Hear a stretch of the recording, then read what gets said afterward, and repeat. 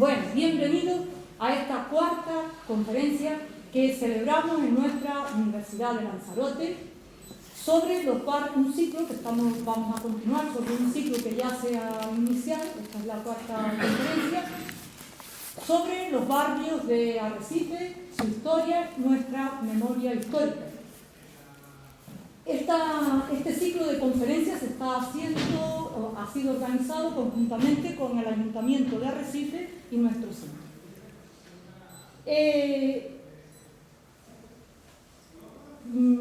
El coordinador de este ciclo de conferencias es don Félix Delgado López. Él ha tenido estos días el privilegio, en las anteriores conferencias, de ser quien presentaba a los anteriores ponentes y lo hará en las próximas semanas. Hoy, como será él el ponente, me va a tocar a mí presentarlo. Cuando Félix me dijo la semana pasada que era yo quien le iba a presentar, fue tanta la ilusión, la satisfacción que me dio, que aún sabiendo que hoy yo tendría que estar, por circunstancias personales, en el Círculo Mercantil, donde se está celebrando otro evento de estas características, no se me ocurrió pensar que iba a estar allí, sino que era un lujo hoy presentar a mi compañero. Félix es historiador, él se licenció en Historia del Arte en la Universidad Autónoma de Barcelona, pero una vez que terminó, él continuó especializándose a través de cursos en museos, archivos, y continúa asistiendo a numerosos congresos. Tiene a pesar de su juventud, numerosas publicaciones, tanto a nivel científico como a nivel divulgativo. Él su objetivo es extender el conocimiento a todos y además el disfrute de nuestra historia, de nuestro patrimonio. Para conseguir ese objetivo es precisamente la iniciativa que ha tenido con este ciclo de conferencias, donde nos está dando la oportunidad para uno de no olvidar, para otro de recordar, para otro para aprender algo más sobre nuestros barrios de Arrecife. Además, él busca reconstruir el pasado histórico para atraer hacia nosotros, para buscar aquellos vestigios que nos unen en el presente para seguir luego ampliando estudios en el futuro y siguiendo aprendiendo de nuestro entorno. Estas son unas pinceladas solamente del ya amplio currículo que tiene Félix, pero para mí es mucho más importante porque además él es profesor tutor de este centro desde hace muchos años. Actualmente también ejerce como coordinador de extensión universitaria en nuestro centro, pero sobre todo Félix, lo que a mí más satisfacción me produce es que es una persona dinámica, alegre, con ansias de superación, responsable, una persona entrañable para todos nosotros. Yo quiero que le escuchen a él, que pasen un rato muy agradable, les va a gustar. Bienvenidos una vez más y que no se aburran y que el próximo jueves volvamos otra vez a contar con su presencia. Les dejo con él. Muchas gracias, Irene. Bueno, antes que nada...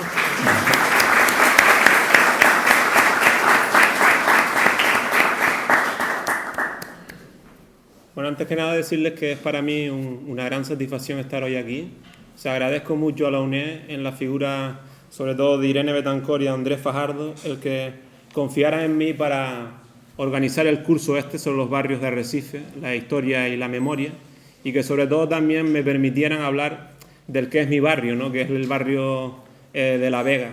Por último, yo también estoy muy agradecido de que ustedes hayan sacado un rato de su tiempo para poder venir aquí a escuchar todas las vivencias y todos los sentires del barrio de La Vega que yo les pueda contar. Lo primero que les tengo que decir es que la dinámica del juego, como siempre, es que yo voy a hablar una media hora más o menos, dando unas pinceladas históricas del barrio desde el siglo XVIII hasta la actualidad, y que después lo interesante sería que se abriera un turno de debate, de opiniones sobre los aconteceres que puedan completar o deformar lo que yo aquí vaya diciendo. Lo primero, que yo soy un tipo un poco cartesiano, o sea que me suelo asegurar de lo que digo, lo más posible, llegando un poco a la precisión. Entonces lo primero sería acotar el barrio de La Vega. Para ello yo me dirigí al ayuntamiento y le pedí la última delimitación que se había hecho del barrio de La Vega en un pleno del 13 de diciembre del 2011 y me dieron este plano. Este plano sería el barrio de La Vega en la actualidad, que como ustedes ven se desplaza desde la circunvalación, donde estarían las Maretas, sería la gran carretera de circunvalación, bajaría por la General García Escames, o sea, por el frontis de los cuarteles, bajando hasta la Medular, empezaría a recorrer la Medular hasta el Adolfo Tófano, que estaría aquí, llegando a la rotonda que conocemos por Garavilla, bajaría por la León y Castillo. Ellos consideran que toda la fachada esta de la León y Castillo es ya La Vega. O sea, bajaríamos por la León y Castillo hasta la calle Norte, recorreríamos la Gómez Ulla. La Gómez Ulla es la lateral de las Dominicas, para que se hagan más o menos una idea. Después cogeríamos la Portugal y de la Portugal subiríamos por la gran calle Triana otra vez para empatar en la circunvalación. O sea, para mí este es un comodín de trabajo de lo que es geográficamente el barrio de La Vega. Ahora bien, como todos ustedes conocen y todas las personas que se han criado en esa zona, hay calles adyacentes que son parte histórica y socialmente del barrio.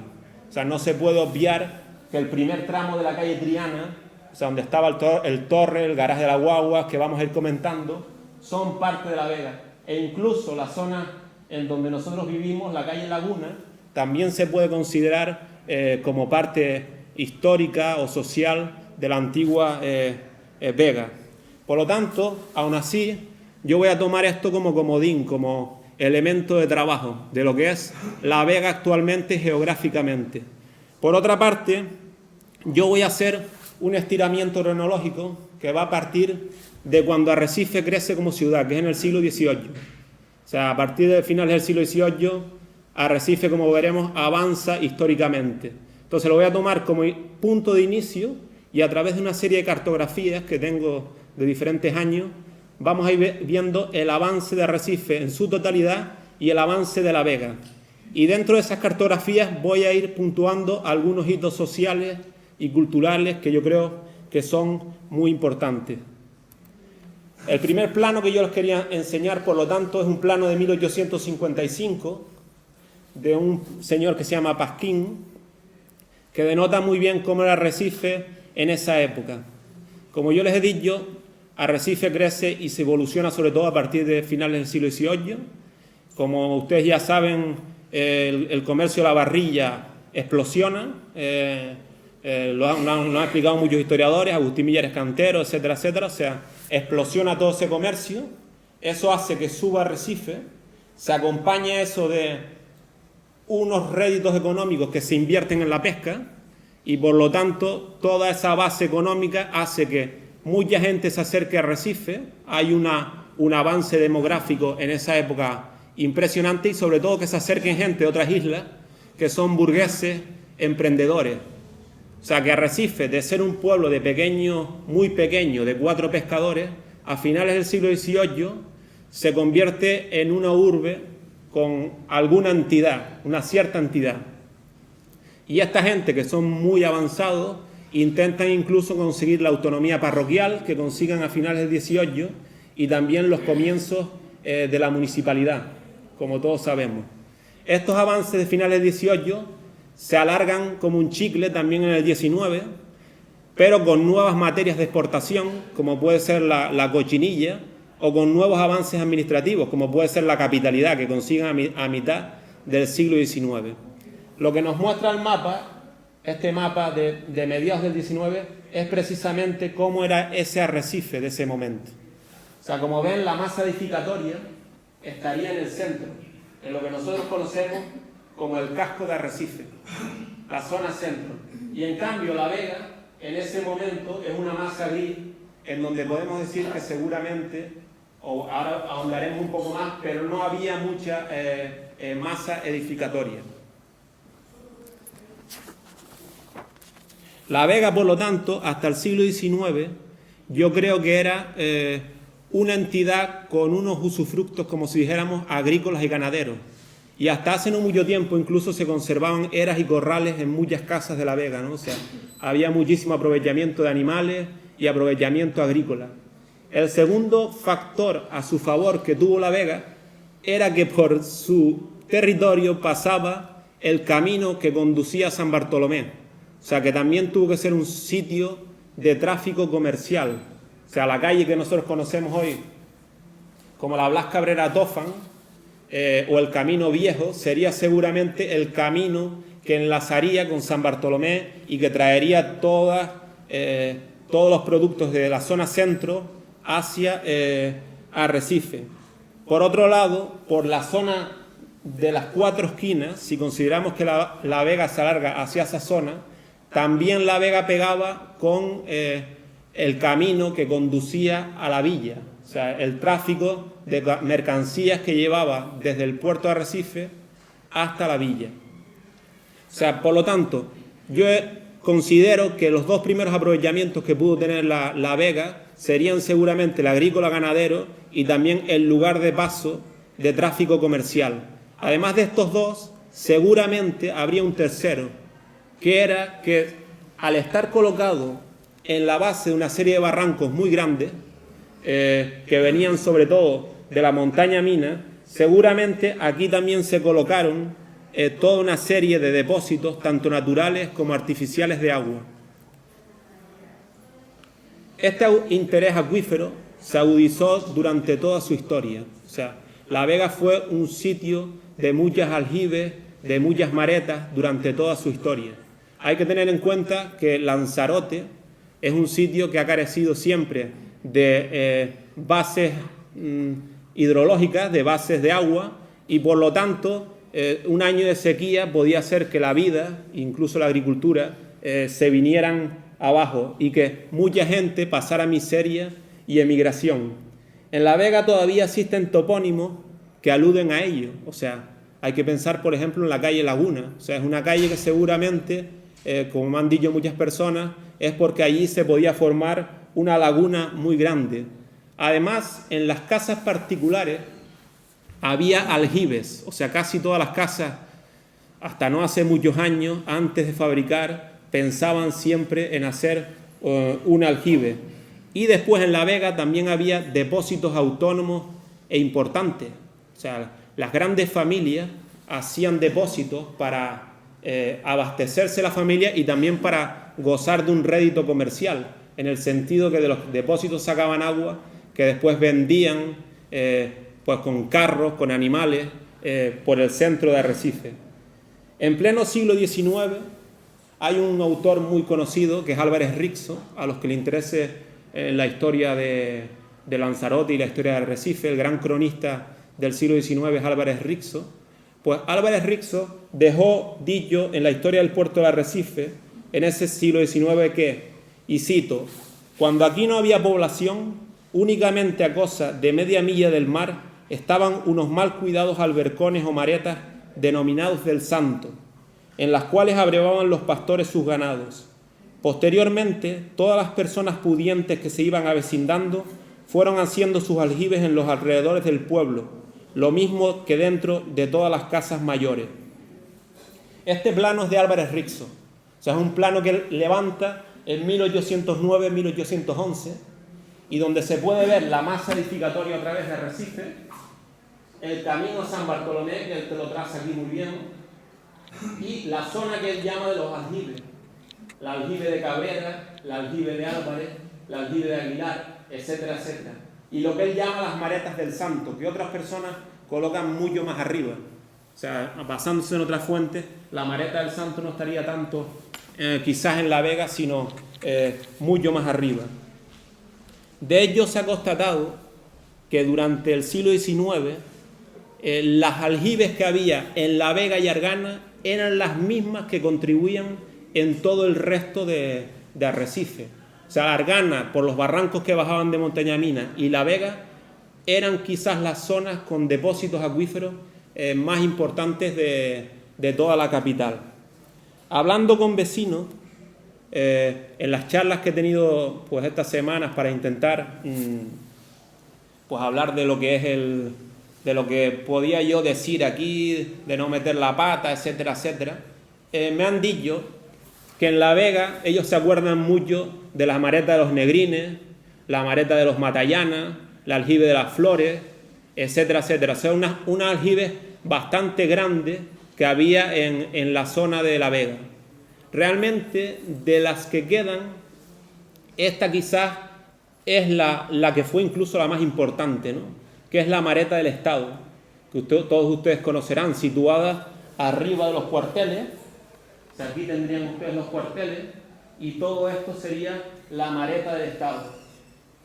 O sea, yo la he caminado varias veces, o sea, es una construcción bastante grande que se hace a principios del siglo XX, intentando pues paliar las sequías que tenía Lanzarote, es una labor institucional, y consta sobre todo de unas grandes alcogidas. O sea, todo esto son alcogidas grandísimas, o sea, con una serie de desniveles y una serie de canales que conducen todo el agua, como lo pueden ver, a los depósitos, a los grandes depósitos. Realmente yo también considero que hay que meter una cuña en estos hitos patrimoniales, en el sentido de que es un sitio que tiene un interés social y un interés cultural patente. O sea, esto podría, de todas formas, hace unos años se intentó hacer un proyecto con esta ubicación para darle un cariz social y cultural importante. Realmente podría ser una solución para un sitio que realmente es una bisagra entre varios barrios y por su interés histórico y por su interés cultural, debería tener una respuesta antes de que se pierda en el abandono.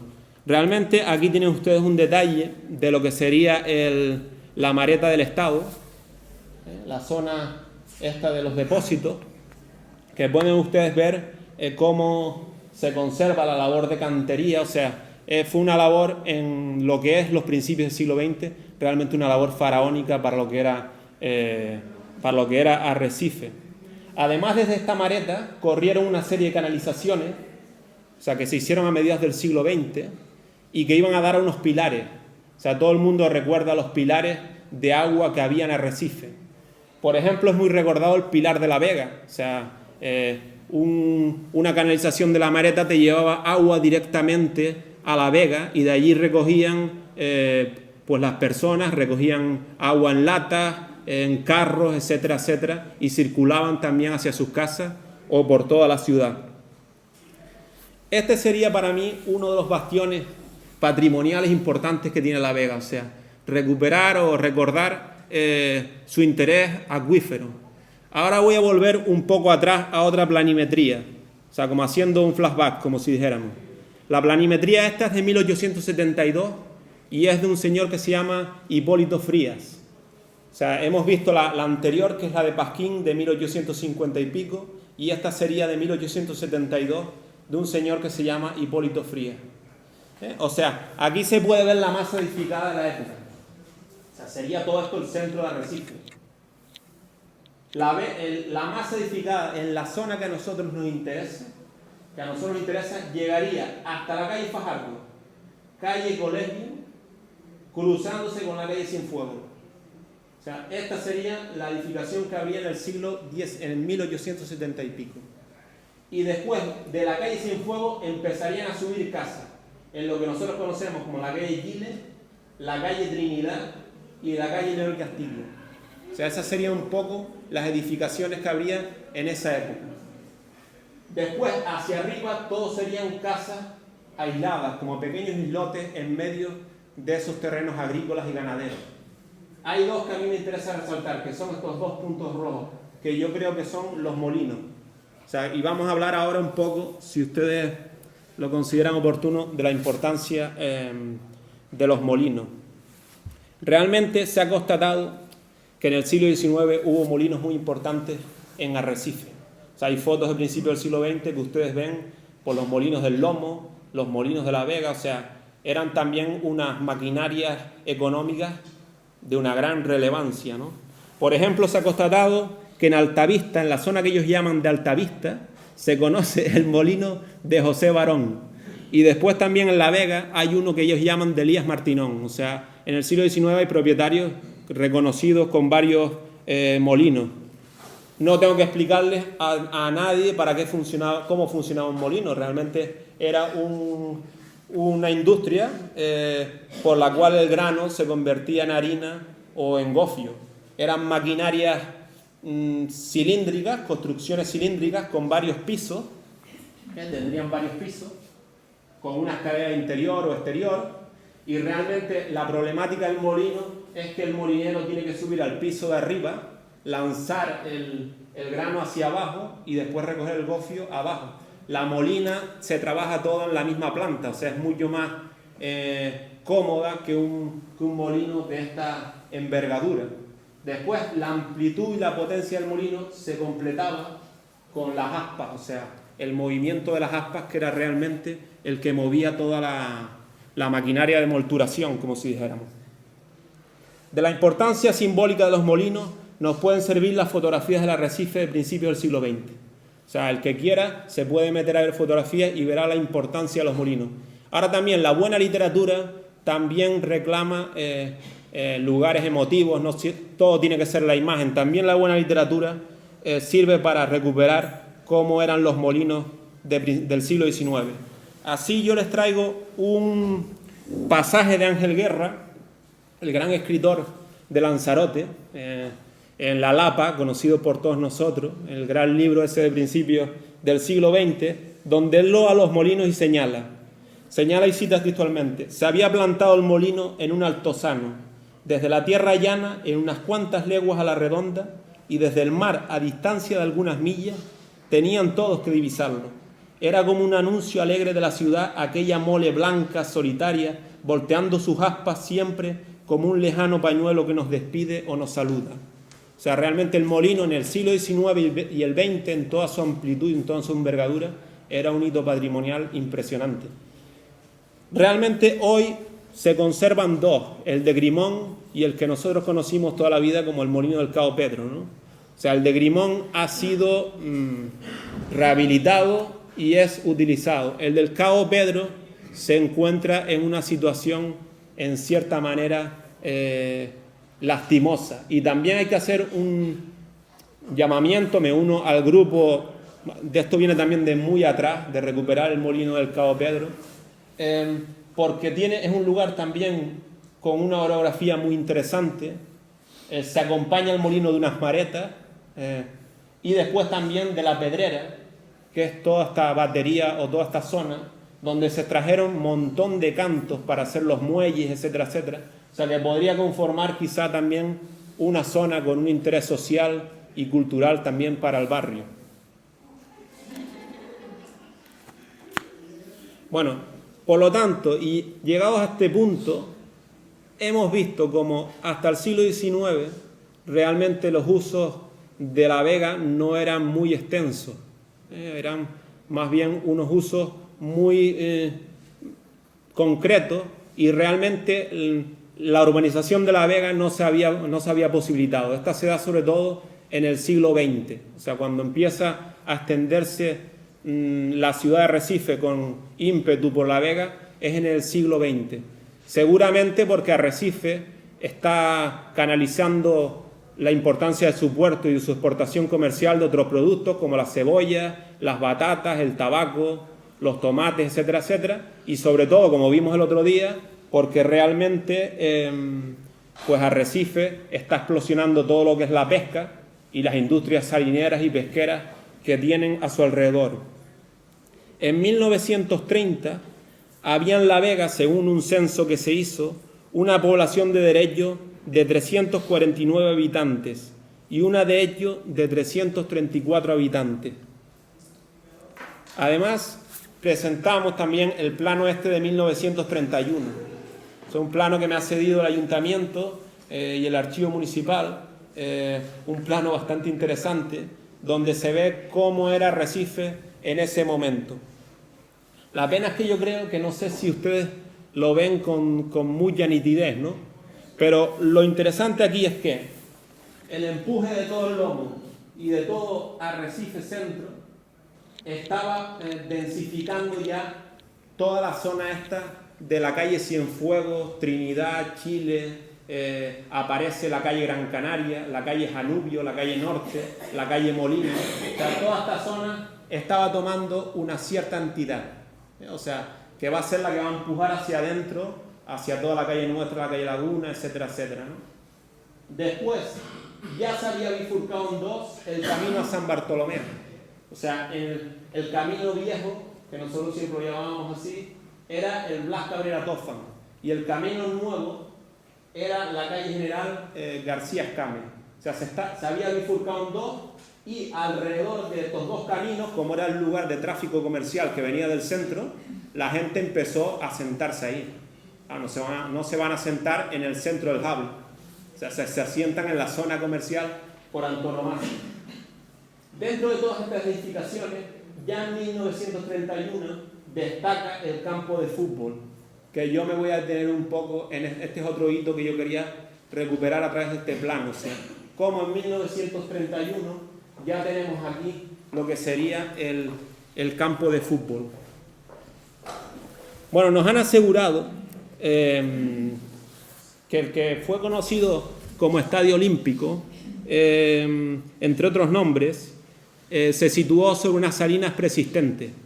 O sea, realmente el avance de la pesca fue tan brutal a principios del siglo XX y a finales del siglo XIX que se colmató de salinas todo Arrecife.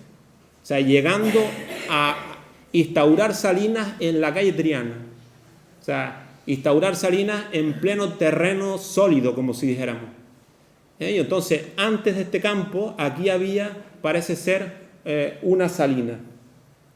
De hecho, el campo se hace en 1925 y hasta finales de los años 60, cuando se inaugura la Avendaño Porrúa, realmente se puede considerar como el campo principal de todo Arrecife, aunque hubiera otros, o sea, había otros, pero seguramente este era el campo principal.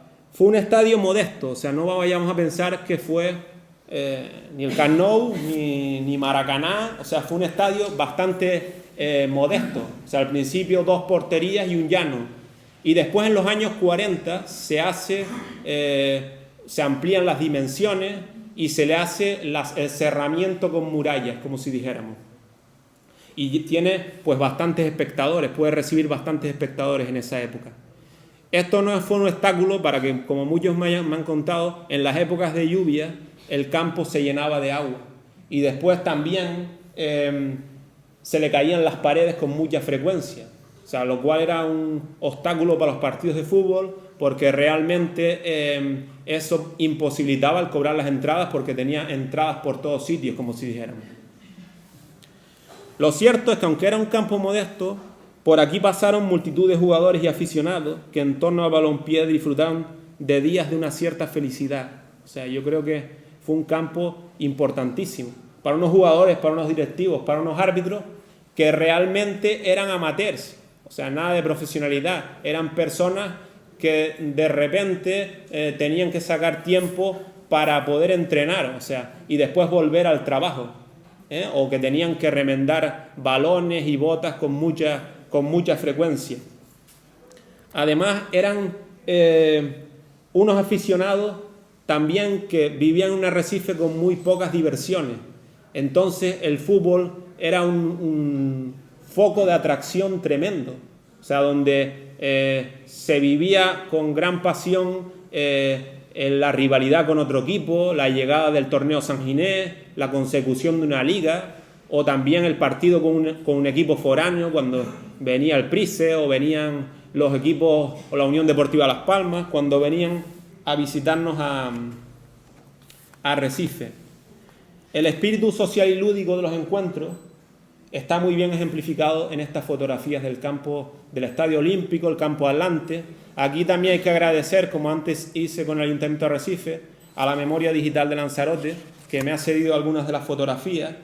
La memoria hace una buena labor recuperando colecciones de fotos y realmente estas son fotos de doña Rosario Eugenio, Eduardo Martín o Micaela Rosa, que las han cedido a la memoria. En estas fotos, como hemos dicho, se recupera todo ese interés social y lúdico que tenían realmente el estadio de fútbol. También son muy ilustrativas para los que les interese el que se pueden ver los pronósticos o los antenas, que son el periódico este de los años 40, 50, 60, y realmente ahí hay extractos de cómo se desarrollaban los partidos que a lo mejor no finalizaban o terminaban en malas condiciones, etcétera, etcétera. Aún así, yo he extractado algunas frases de un cartel, que está en una propaganda de un partido de los años 40, o sea que es muy conocido para los que les gusta el fútbol, o sea, no es, pero es muy interesante porque en los años 40 se ve el espíritu lúdico y el espíritu social que tenía el fútbol para una gente que estaba en una posguerra durísima, ¿no? El cartel decía, o los textos del cartel decían: queda terminantemente prohibido que el público dispare contra los jugadores si lo hacen mal, ni les arrojen sillas, piedras, botellas vacías, losas de tía, etc. Dice, en cambio se permitirá arrojar jamones, queso, billetes de banco, botellas llenas, etc. Para fomentar la afición al fútbol, se estudia el establecimiento de una cocina eléctrica en el campo, la que suministrará gratuita y galantemente sancocho canario y frangollo a los espectadores. Se suplica a las jóvenes de Arrecife no se pongan excesivamente guapas, como acostumbran, para ir al partido, pues distraerían la atención de jugadores y público. Realmente hay que constatar también con la foto que, y como me decía un amigo hoy, la mujer iba al fútbol, porque era una diversión. O sea, no estaba tan dividido, era un sitio de encuentro realmente la grada. O sea, donde iba mucha gente al fútbol, a vivir el partido, etcétera, etcétera. Vamos a hacer otro avance, aunque esto seguramente, si ustedes después quieren hablar, este es uno de los focos que atraerá las opiniones de ustedes, o sea, porque realmente aquí hay un cúmulo de vivencias y de experiencias, pues realmente grandísimo, ¿no? Pero de todas formas yo voy a avanzar en otra cartografía, que es el plan general que hacen Spínola y Trapero en 1968, el plan general de Recife, y que yo lo voy a tomar como excusa para ver cómo había evolucionado la masa edificatoria de La Vega. O sea, yo no sé si ustedes lo ven muy bien, pero se ve cómo seguía avanzando la zona esta de la calle Cienfuegos. Están las dos calles otra vez, y se ve como en el entorno del campo de fútbol empiezan a aparecer también masas, y aquí arriba, interesante, y yo creo que una de las más importantes debió ser los tramos estos alrededor de la calle Triana. Yo creo que la calle Triana en ese momento era una especie de calle que podía acercarte a Tías, como si dijéramos, o sea, una calle que iba a comunicar esta zona con Tías realmente, y entonces tenía un proyecto de gente detrás que pensaba que ahí se podía convertir en una calle comercial, y entonces se pone el Torrelavega, se pone el garaje de las guaguas, etcétera, etcétera. Aquí voy a hacer la típica jugada, que si me sale bien, pues sale bien, y si sale mal, pues sale mal. A lo mejor ustedes lo ven aquí mejor. Esto es una fototeca. Para los que les interese las fotos antiguas, ustedes pueden entrar en Grascán y pueden ver fotos antiguas de vuelos de Arrecife. Esto sería una foto del año 61 y se ve a lo mejor dónde está el campo de fútbol.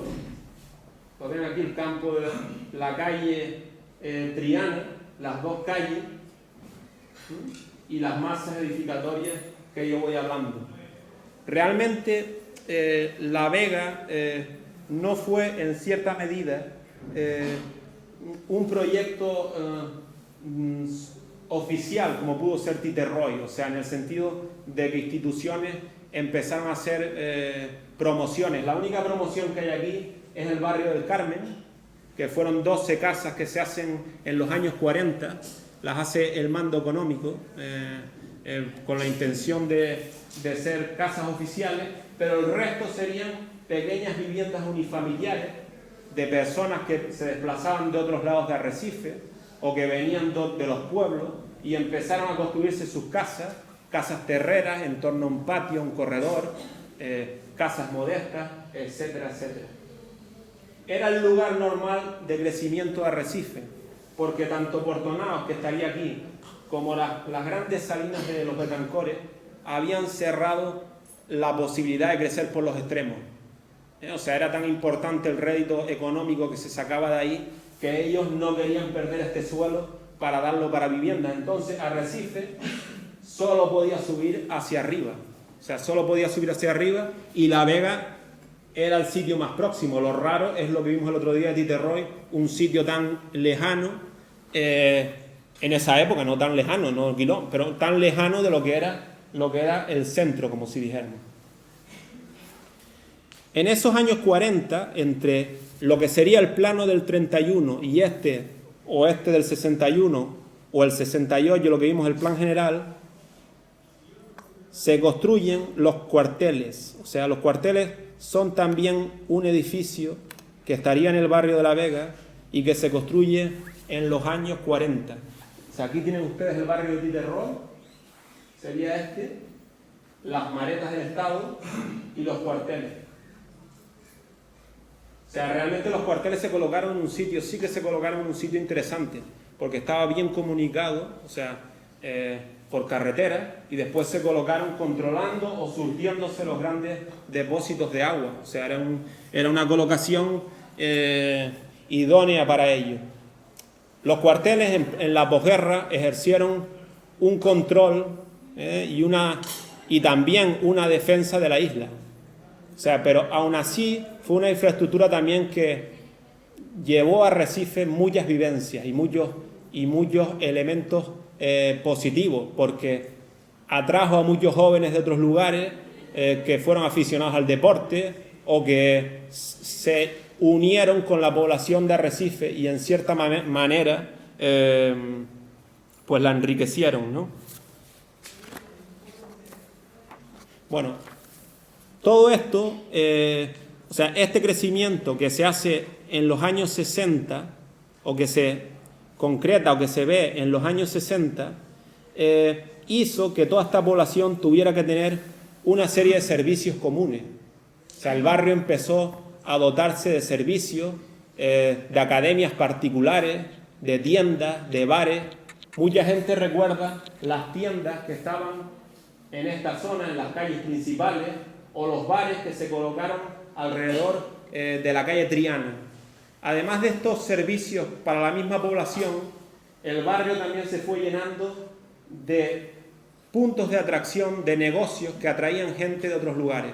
Entre ellos fue muy importante el garaje de las guaguas, el antiguo garaje de las guaguas, que como ustedes me han dicho, estaba en la calle Triana y después en el Castillo de las Coloradas, pero se lo conocí yo también. O sea, el garaje de las guaguas colocado en la parte un poco alta de lo que sería La Vega. Y después también en los años 60 la construcción del cine Costa Azul y del cine Triana. O sea que también fueron lugares que no solo iba la gente del barrio, sino realmente iba gente de otros lugares del Arrecife. Ahora bien, dentro de estas instituciones o dentro de estos servicios que crearon un tejido social y que crearon una serie de ofertas culturales, etcétera, etcétera, dentro del barrio tiene una importancia, yo creo que superior, lo que es la Sociedad Torrelavega. Bueno, entonces, la Sociedad Torrelavega fue fundada a principios de los años 40 por un grupo de personas que han sido constatados, o sea, que lo fundan a principios de los años 40, y ha sido sobre todo un proyecto de muchas generaciones y de muchas personas. El espíritu comunitario de la sociedad se puede ver ejemplificado en la construcción incluso de su primer local social. O sea, Guillermo Tofan, en el año 47, en Pronósticos, en ese periódico de Leandro Perdomo, llegó a decir, y cito también textualmente: y es eso, la moral y el entusiasmo ilimitados de estos muchachos, lo que los ha llevado a la realización de la más grande y loable empresa deportiva que he conocido, la construcción por sus propios medios de un edificio para su local social. Albañiles, carpinteros, herreros, empleados de comercio, estudiantes y pequeños propietarios, todos jugadores, directivos y socios, en apretado haz de compañerismo y verdadero amor al deporte, han empuñado el pico o han cargado la cesta para hacer realidad ese sueño que siempre les había ilusionado. O sea, como un montón de gente, como era normal en los años de la posguerra, que se hacían los locales, se hacían los sitios, se hacían en comunidad, como si dijéramos, aportando todos pues materiales o aportando trabajo. Unas instalaciones que a lo largo de los años realmente han ido creciendo y que hoy tienen pues unas instalaciones bastante buenas, o sea, con lugares para celebrar actos culturales, para celebrar bailes, con una buena biblioteca con salas de lectura, zonas de tertulia, zonas deportivas, etcétera, etcétera. Siempre entre sus objetivos principales estaría el de, en lo que decían los reglamentos, proporcionar distracciones y recreos permitidos, y fomentar también el amor a la cultura, a la educación y al deporte. Ha destacado sobre todo en la generación de actividades deportivas, en un primer tramo sobre todo las actividades también de la lucha, o sea que fue muy importante en la primer tramo de la historia del Torrelavega. Después también en un segundo tramo muy importante el balonmano, y durante toda su historia lo más relevante yo creo que ha sido, y me lo dirán ustedes, realmente ha sido el fútbol, ¿no? El club de fútbol. Torrelavega ha sido y es una gran entidad futbolera, como si dijéramos. Ha ganado muchísimos títulos, se puede ver en su galería de trofeos, y la ilusión que ponía la gente al ganar esos títulos, los socios, los directivos, etcétera, etcétera, se puede ver en estas fotos, algunas celebrando un título o celebrando algún tipo de fiesta que se celebraba en el Torrelavega. Incluso en el año 45, cuando ganan un título, hacen una de esas tournées que se solían hacer en Lanzarote, que era ir pues a lo mejor a la villa, a Aría, y comer después en Guatiza, en reunión, con una serie de camiones que cargaban, parece ser, a las amigas del equipo, etcétera, etcétera. Desde un punto de vista más social y cultural, además del deporte, el Torrelavega pues también ha destacado por la organización de actos benéficos, homenajes, publicación de periódicos, conferencias, espectáculos musicales o teatrales, veladas cinematográficas, exposiciones, fiestas y muchísimos bailes. Aquí se dieron clases de alfabetización para gente que no sabía leer y escribir después de la jornada laboral. Aquí se dieron clases de inglés, clases de contabilidad, de cultura general. En los años 40 se crea el grupo de teatro más importante que tuvo Lanzarote, que era el Isaac Viera, un grupo de aficionados de la zona que visitó todos los pueblos de Lanzarote representando obras teatrales. Aquí ha tocado Serrat, Los Panchos, Taburiente, el gran Daniel Biglietti. Se pudieron ver ciclos de cine, o sea, en colaboración con el Cine Costa Azul y el Cine Atlántida, la semana de directores, la música en el cine, etcétera, etcétera. Y sobre todo también son muy destacadas las conferencias que se han hecho en la sociedad, o sea, y las charlas y las conferencias, o sea, con un interés cultural y también social. Son muy recordadas, por ejemplo, las conferencias que se hicieron en los años 70, con un afán democratizador, en una época de cerrazón, y con un grupo ahí, una célula que se formó y realmente empujó para hacer una serie de conferencias interesantes. Allí se sucedieron la primera semana de Historia Canaria, la primera semana de Economía Canaria, el debate sobre el Plan General de Ordenación Urbana, y por sus cuartos pasearon gente muy importante, Óscar Vergasa, o sea, paseó César Manrique, Luis Fajardo, Agustín de la Hoz, Romeu de Armas, Santiago Amón, que era una personalidad en esa época, Manolo Medina, Enrique Mújica, o sobre todo el gran Tierno Galván, claro, que da una charla allí en plena época de los años 70, de una resonancia tremenda. Bueno, posteriormente, y dentro de la dinámica expansiva creada por el turismo y la construcción, el barrio de La Vega se fue colmatando definitivamente. A finales del 2010 se constataba una población de 8.351 habitantes. O sea, a finales del 2010 hay unos 8.300 habitantes en La Vega. En este andar un poco apresurado, como el resto de Arrecife, ha perdido algunos de los hitos y los caracteres que le daban sentido. Por otra parte, se ha visto pues enriquecida por nuevas vías, por ejemplo, la vía medular.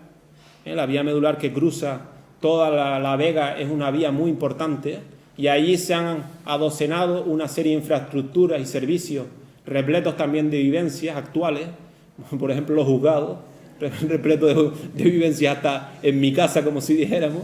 Después también lo que es el conservatorio o también el teatro insular.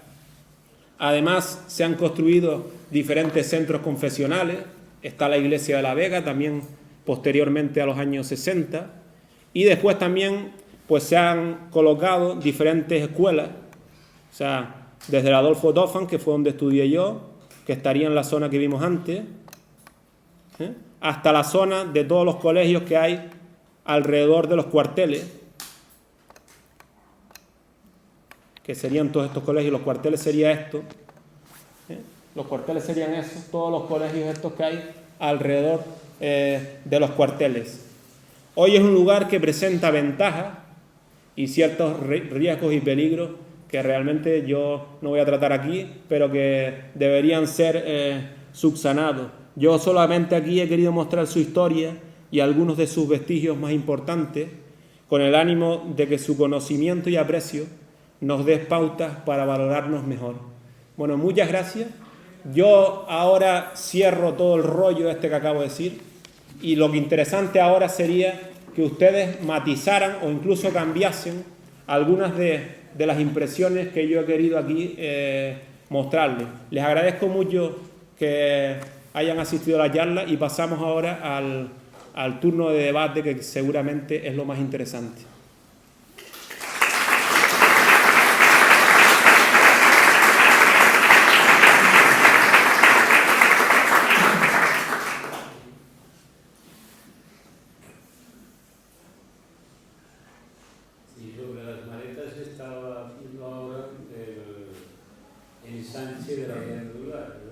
Sí.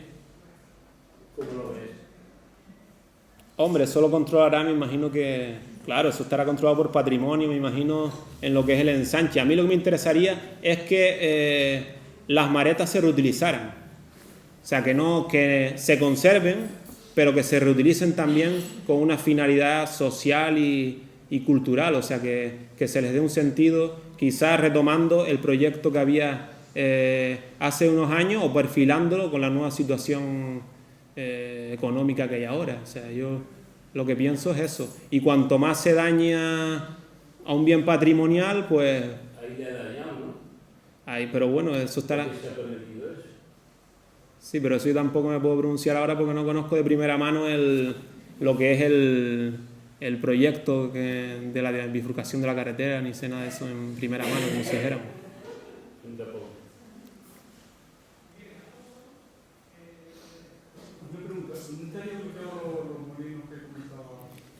Los molinos estarían pues en las cuatro esquinas que hay en León y Castillo, subiendo el primero a mano izquierda, como si dijéramos, las cuatro esquinas de León y Castillo, a la izquierda habría uno, y el segundo estaría subiendo las Dominicas por una cuesta que subes para arriba, en la calle Hey, me parece que se llama por ahí, ¿no? Cerca de Coselán, más o menos, sí. Sí, se pueden visitar, o sea, y se pueden ver por fuera. Sí.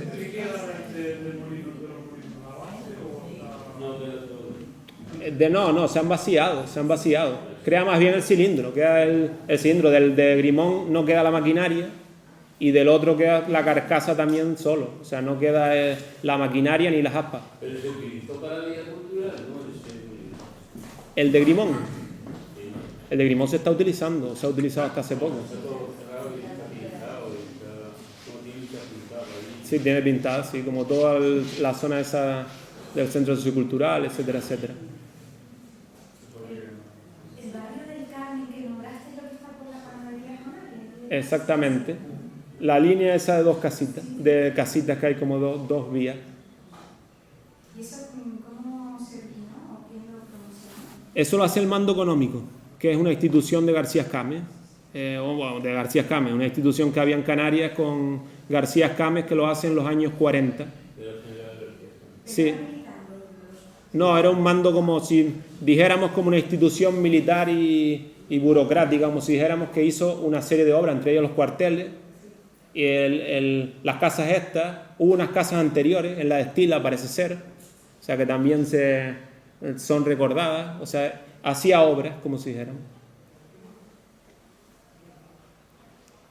Y luego el campo de fútbol era más o menos por donde está el Torre la Vega ahora, ¿no? Un poquito más para allá. Acá el mismo viejo, justo era el mismo viejo, ahí estaba el estadio que los vestuarios no tenían techo y vivía un matrimonio ahí con 2 hijos, señor Domingo, que tenía 2 hijos, señor José y Domingo, y vivía en una esquinita que cuando llovía, porque yo vivía en Portugal al lado, 2 metros de agua. Sí, que se llenaba toda la calle Triana. Baja de Recife, claro, viene de Montevideo, el agua para abajo, la arena para abajo, y entonces toda la calle de Portugal. Recuerdo que los únicos vecinos que no abandonaron la casa cuando llovía fuimos nosotros, porque éramos mi madre y yo, mi padre. Por los demás vecinos tuvieron que abandonar y irse para el campo, por no poder vivir en la casa. De todo lo que se negó la casa. De todo lo que se negaba, casi. Eso pasaba 2 o 3 veces, 10 años pasaba 2 o 3 veces. Pues llovía y toda el agua se posaba allí, que era la parte más baja del vecino. Sí, sí, sí. ¿Y tú recuerdas el pilar, por ejemplo, el pilar del agua? Yo tenía un pilar delante de mi padre, delante de mi casa. Me acuerdo cuando se rozó y veo el pilar de mi padre municipal y entonces sacamos el agua, no había que hacer cola ni nada, nosotros teníamos problemas.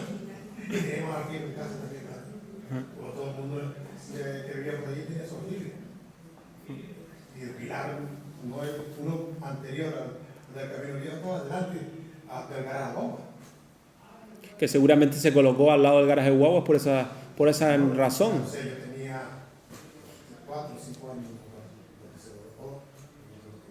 Sé que bueno, de mi casa cogía un balde con agua, si caía. Sí, el otro día me comentaba en Mundo que realmente el garaje de guagua fue un sitio que llevó a mucha gente, ¿no? Ten en cuenta que no había coche, los coches que lo decíamos nosotros entonces, los de la calle Real solo tenían coche nada más. Sí, sí, sí. Pancho Médico, don José Dolina y 2 o 3 más, que venían con un coche, ¿no? Y entonces todo el mundo era normal.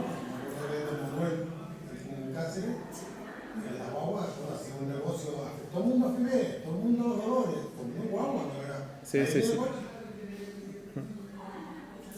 El agua estaba toda conducida y llenaba las calles.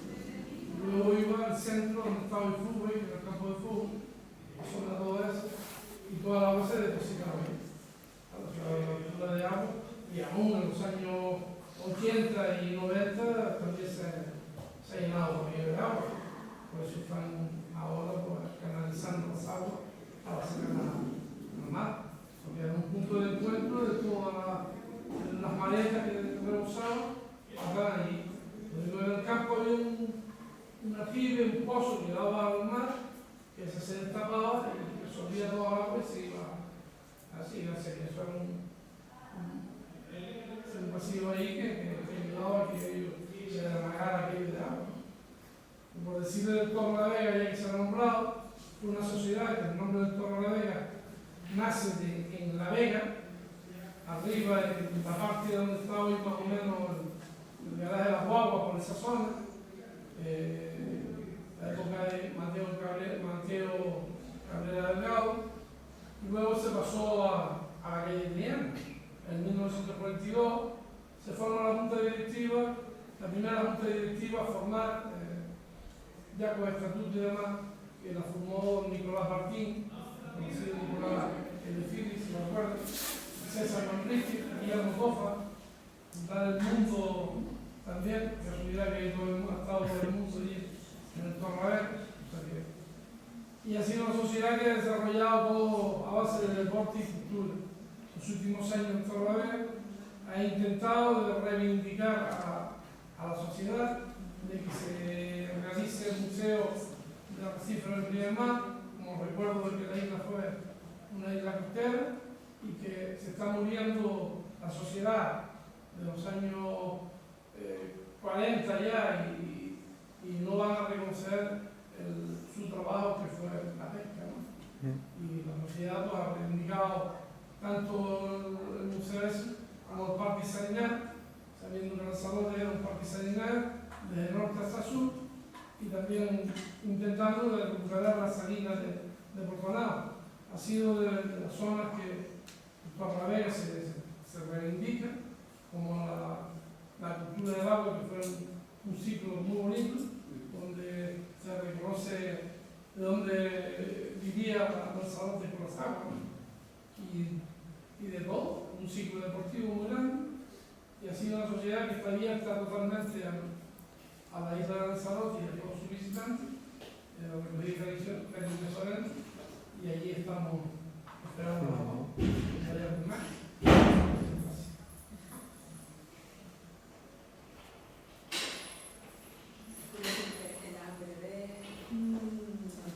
Las breves charlas de estos días se hablaba siempre de la rivalidad entre barrios, pero de la Vega parece que no había ninguna rivalidad con ningún otro, aparte que acogía, ¿no?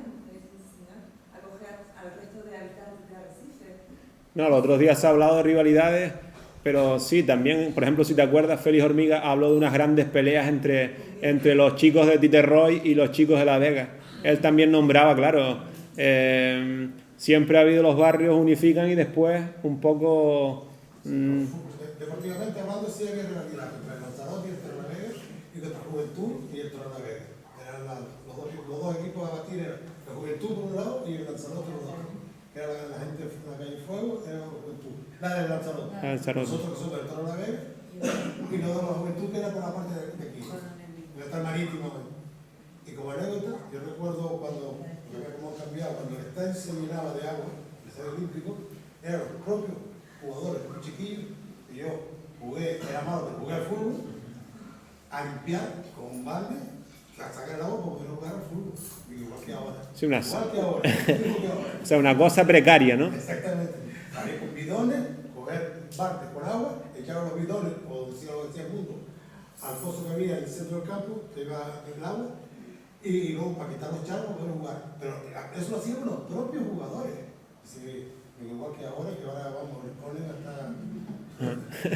Es que dice que incluso jugadores se ponían de árbitros porque no había árbitros. O sea, que de repente un partido iba a empezar y realmente no había un árbitro y un jugador se predisponía o se... En el Estadio Olímpico, ahí jugó la selección juvenil campeona de España, de Las Palmas, que jugó contra la selección de Lanzarote y quedó 2-2.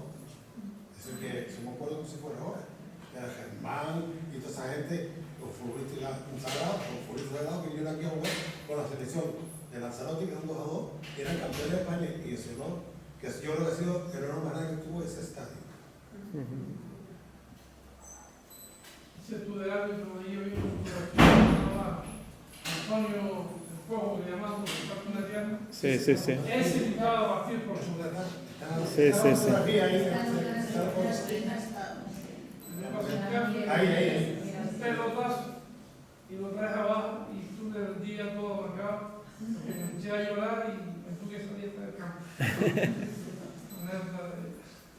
Sí, un montón de anécdotas, porque uno de los focos de atracción realmente de Arrecife, ¿no? Sí, O sea, era uno de los sitios donde se reunía un montón de gente pues en los momentos de ocio, ¿no? Pero imagínate, también creo que si ser un barrio que nace como fue creciendo poco a poco urbanísticamente, fue creado bien, pero también, ¿sabes? Los dos cines que pertenecían al barrio cuando en Arrecife, bueno, estaba la Atlántida y después el Díaz Pérez, pero en el barrio de La Vega había dos cines, ¿no? Bueno, cogían todo el... Sí, eso lo saben mejor. Muy cerca, uno de otro, ¿no? Triana y el Costa Azul. Sí, por la importancia que iba tomando el barrio y también acapararía otras zonas de Arrecife. No solo era un cine para la gente que vivía en el barrio, sino como dijimos, para que viniera gente de otras zonas, ¿no? Sí. Pero realmente fueron importantísimos. Iba la gente de todos sitios, a Costa Sur o a la Atlántida del Bar. Que fue Bernardo Morales, ¿no? Sí. De Bernardo Morales. Sí, Bernardo Morales, Costa Sur. Y de Rafael Armelo, Cipriano. Sí, que fueron cines importantísimos. En una época que también todo el mundo iba al cine, no es como hoy que... Había televisión. Claro. Había la tele. Y el cine de tele, claro. Era Santiago Alemán. Sí, por ejemplo, el Torlavega hizo muchísimos ciclos de cine y ensayo en el cine Costa Azul, por ejemplo. O sea, y hay cartelería allí en el Torlavega, donde se ven las películas que se traían, eran películas avanzadas, como si dijéramos para la época. Me acuerdo cuando vino Tierno La Paz a dar conferencias para la ECA, me acuerdo perfectamente. Porque había una célula ahí. Sí. Había una célula de presión. Realmente, porque claro, estaba gente muy familiarizada con el Partido Socialista, yo creo, allí en el Torlavega en esa época, ¿no? Pero yo Ahí no nació, ahí nació. En aquella época había más mujeres al fútbol que ahora. Pero muchísimas más mujeres al fútbol en aquella época. Hablo del Estadio Olímpico que ahora, desde que van ahora al fútbol. Mucho más. Sí, sí, sí.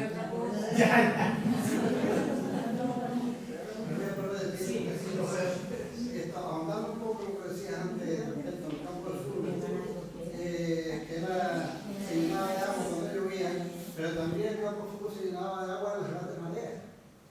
Yo recuerdo que yo estudié en el Instituto de las Cuatro Esquinas, en el año 45, que tenía la parte de atrás un patio, y cuando había las mareas del Pino, el agua no podíamos salir al recreo, porque el agua subía. Tenía un muro que daba al charco y el agua subía de tal manera que se inundaba todo. Pero también el campo de fútbol, cuando venía esa marea de septiembre, el agua salía para arriba. O sea, que era Sí. baja Pacífico. De hecho, ahí se instaló las bombas que impulsan el agua fecales hacia arriba, hacia arriba, que están en la parte más baja, ¿no? Sí. Y en cuanto a las guaguas, los 2 primeros años que yo estudié bachillerato aquí, pues veníamos, no había guaguas. Había los camiones mixtos, es decir, unos camiones que tenían 2 asientos para pasajeros y luego detrás para carga, ¿no? Y paraban precisamente en la calle Fajardo, donde estaba más o menos un aparcamiento que hay ahí, ¿no? Eso le da mucha vida a la zona esta que estás tú hablando de la calle Tri. Y bueno, después vino las guaguas, el año creo que fue 47, si no me equivoco, que vino Manuel Casa que nombrar, y después un poquito al año siguiente vino Don Santiago de Mar, que había tenido el portero o algo así. Esas guaguas eran de la compañía que iba de Parque Santa Clara con Artemio, se llama Gil Hernández, se llamaba la guagua. Y venían las guaguas pequeñitas, esas que se entraban por detrás incluso, una de ellas. Y otra por detrás, pero guaguas pequeñitas. Bueno, a mí me parece a mí un montón de cuando venían del campo, y una de ellas, por publicidad nada más, Simón Descanso. Recuerdo que venían unas lecheras de esa zona de San Bartolomé, Monte Blanca, venían muchas mercancías, que entonces había, antes de llegar a los cuarteles, había una caseta de madera que se llama El Fialapo. Y allí había que parar los camiones para pagar a las señoras que venían del campo con mercancía y pagarles algo, 40.000 pesos. Ya con un peso todavía. Me acuerdo de pequeñito de todo eso. Aunque no soy de Arcillo, pero venía de pequeñito con su vida, tenía una serie de propiedades aquí y estaba muy ligado a la historia de Arcillo. Y entonces esas guaguas pues entraban por la calle Portugal y salían por la calle León. Entraban por un lado y salían por otro. Y otra cosa que era respecto a los límites del barrio de La Vega, que se señala ahí, se dio un ayuntamiento en la calle Triana, sin embargo llegaba hasta la calle La Inés. Y allí incluso había otro molino que no figura ahí. Sí, Cada molino. vez yo no lo conocí. Y había Una una fila ahí, muy de esta mi importante. casa donde yo vivo, las piedras las cogía de allí. Porque era de mi familia. O sea, la cimentación. O sea que esa zona, pues, bueno, Sí. la zona que tenemos algunos años y conocimos. Es que incluso alguna gente dice que La Vega llegaría hasta el Guanapay. O sea, estiran más el chicle y llegaría a La Vega, del Guanapay para allá sería La Vega, como si dijéramos. O sea, según las épocas, históricamente, según los datos, se podría... Que sí, Eso debe cambiar, ¿no? Es más fácil ir por las calles. Sí, según las épocas. Lo que pasa es que yo he tomado, para ser cauteloso, el plano de la delimitación actual y no he querido estirar mucho, ¿sabes? Para que no... pues no oscilar mucho de lo que decía el ayuntamiento. Yo soy una persona respetuosa con el ayuntamiento. El molino que tú señalas ahí, que fue el molino de Balona, que está arriba en la Pedrera, es la primera inscripción registral que tiene el registro de Arcillo. O sea que el número 1 es precisamente ese molino, la propiedad de ese molino.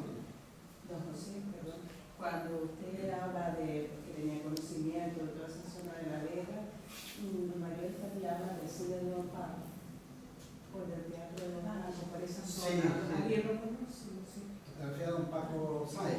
Sí, Sí, sí. Sí, Atlántico. Por esa zona, la zona de la Sí, Atlántico. Un parque ahí, no sé. Siempre estaba haciendo un parque, el parque ahí, y al parque sin Atlántico.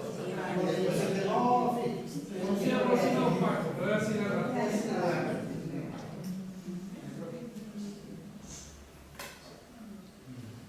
Bueno, no sé si quieren decir algo más, si no, cerramos la charla. Agradezco mucho su asistencia y espero que asistan también el próximo jueves con la próxima. Muchas gracias a todos.